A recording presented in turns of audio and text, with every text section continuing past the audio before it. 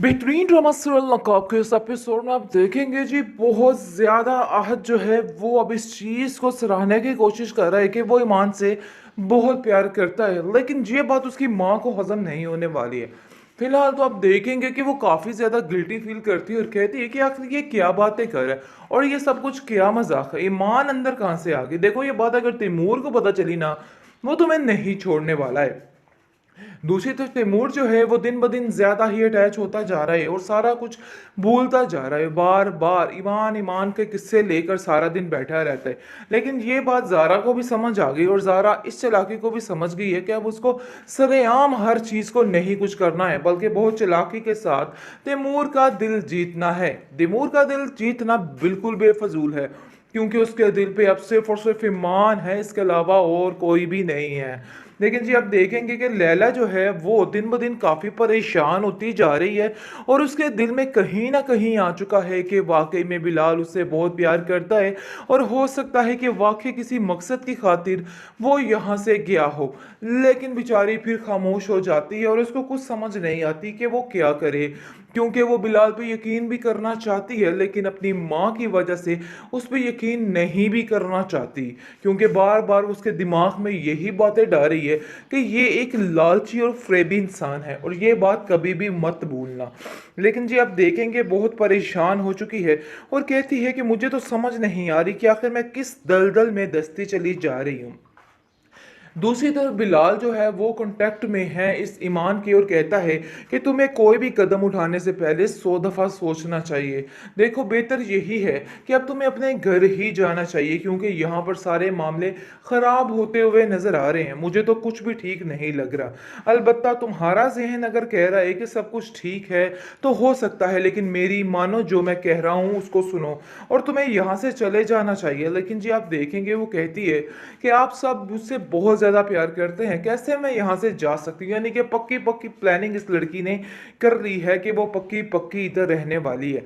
लेकिन जी आप देखेंगे कि अहद उससे वादा करता है और उसको कहता है कि तुम फिक्र करने की कोई ज़रूरत नहीं है, बल्कि देख लेना बहुत जल्द सबके सामने सरेआम ये बात खोल कर हर चीज़ का नतारा कर दूंगा। इसलिए बिला वजह इन सब बातों की टेंशन मत लेना, बहुत जल्द सब कुछ ठीक होने वाला है। इसलिए तुम इन बातों को लेकर परेशान मत हुआ कर जाएगी और कहेगी कि मुझे किसी बात से कोई फर्क नहीं पड़ता, चाहे जो मर्जी हो जाए, मैं हमेशा सच का साथ दूंगी, क्योंकि मैं जानती हूँ कि बिलाल वाकई में सबके लिए बहुत सिंसेर है। और अब जाकर उसको इस बात का अंदाज़ा बखूबी होता जा रहा है कि हर एक के चेहरे पे निकाब है सवाए बिलाल के। इस चीज़ का अंदाज़ा उसको बड़े अच्छे तरीके से हो चुका है।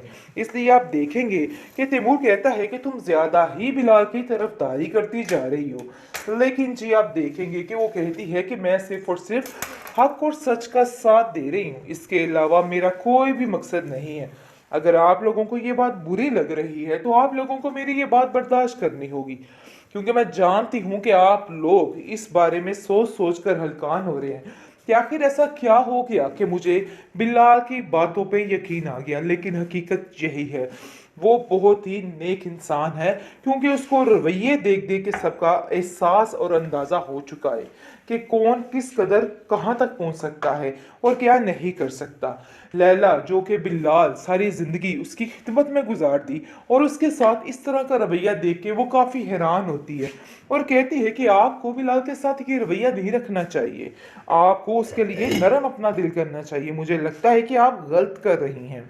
लैला की जिद और हरदर्मी अभी भी वहीं के वहीं है और वही हरकतें करती जा रही है जो कि वो पहले से कर रही थी। लेकिन जी आप देखेंगे कि बहुत ज़्यादा ईमान परेशान हो चुकी है और कहती है कि अरे भाई ये क्या हो रहा है, आप लोग न जाने क्यों बिलाल के साथ इस तरह का रवैया क्यों रखते हैं, मुझे तो कुछ समझ नहीं आ रही है। देखिए अपने आप को थोड़ा बेहतर कीजिए, वो तो ऐसे इंसान ही नहीं जैसा आप लोग उनको समझ रहे हैं। जिस पर आप देखेंगे कि वो बिलाल की जैसे ही साइड लेती है फिर से वही हाल हो जाता है, आहद उससे नाराज हो जाता है। आहद क्या बल्कि पूरे घर वाले इस बात का तज़किरा लेकर करते हैं और कहते हैं कि आखिर ये बात है क्या।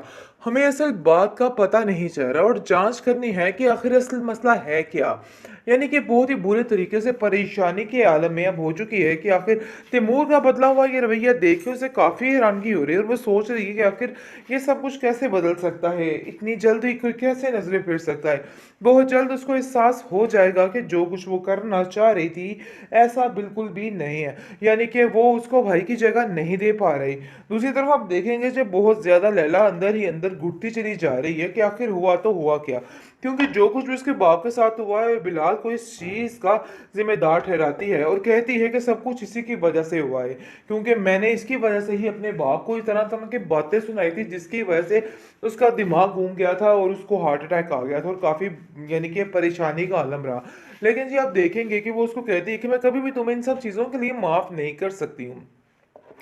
लेकिन बिलाल तो जानता है वो बेचारा फिर भी आ चुका है इन लोगों की हिम्मत बढ़ाने के लिए। हो सकता है कि लैला को उसकी ज़रूरत हो, लेकिन जी ऐसा कुछ भी नहीं है, उसको किसी की ज़रूरत नहीं है, बल्कि वो उल्टा उस पर ही चिल्लाती और कहती है कि यहाँ से चले जाओ, तुम्हारा यहाँ से चले जाना ही बेहतर है। यानी कि पक्का पक्का बिलाल के दिमाग में ये चीज़ बिठाई जा रही है कि यहाँ पर तुम्हारा कोई भी सगा नहीं, हर एक को तुमसे कोई ना कोई मसला है, इसलिए अपनी ज़िंदगी को अच्छे तरीके से चुनना ही सबसे बेहतर चीज़ है।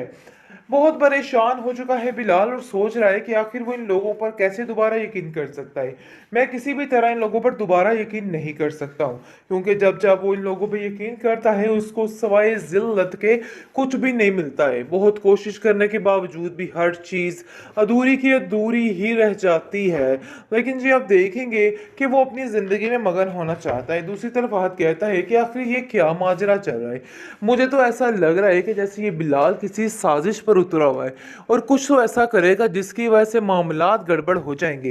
लेकिन जी आप देखेंगे कि ज़ारा उसको कहती है कि तुम्हारा दिमाग खराब हो चुका है।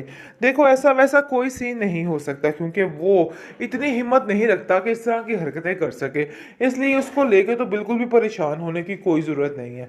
उसकी टेंशन लेना सरासर बेवकूफ़ी है। ईमान जो है वो काफ़ी ज़्यादा परेशान और डिस्टर्ब हो चुकी है, क्योंकि जैसे ही वो तैमूर का ये रवैया देखती है तो काफ़ी ज़्यादा हैरान हो जाती है और कहती है कि आखिर ये सब कुछ हुआ तो हुआ क्या, कैसे कोई ऐसे बदल सकता है। बहुत परेशानी का आलम बन चुका है उसके लिए, क्योंकि वो जान चुकी है कि ये काम कहीं ना कहीं गड़बड़ है, लेकिन वो अपने घर वालों को भी ये सारा कुछ नहीं बता सकती, क्योंकि वो जानती है कि जब वो ऐसा कहेंगे कि उसकी तालीम पर काफ़ी ज़्यादा फ़र्क पड़ सकता है और इसकी हर चीज़ ख़त्म होती हुई नज़र आ सकती है। लेकिन जी आप देखेंगे कि वो सिर्फ और सिर्फ अपनी स्टडी के लिए कंप्रोमाइज़ करना चाह रही है और सोच रही है कि बस इन सब चीज़ों के लिए वो खामोश रहे। लेकिन जी ज़्यादा देर तक वो खामोश नहीं रहने वाली। जो कुछ चल रहा है बहुत जल्द सबके सामने आ जाएगा और सबको ऐसे नाच लगाएगी, तिगनी का नाच नचाने वाली है, क्योंकि लैला और सारे इस पर इतना शदीद गुस्सा करते हैं और कहते हैं कि सब कुछ किए दरे की जड़ तुम ही हो और तुम्हारी वजह से ही मैडम ये सब कुछ हो रहा है। बस बात तो ये तय है कि तुम अब यहाँ से जाने की तैयारी करो। पता नहीं क्यों इन लोगों ने इस लड़की को इस घर में रखा है, इस लड़की का यहाँ से जाना ही मुनासिब है और कुछ भी नहीं।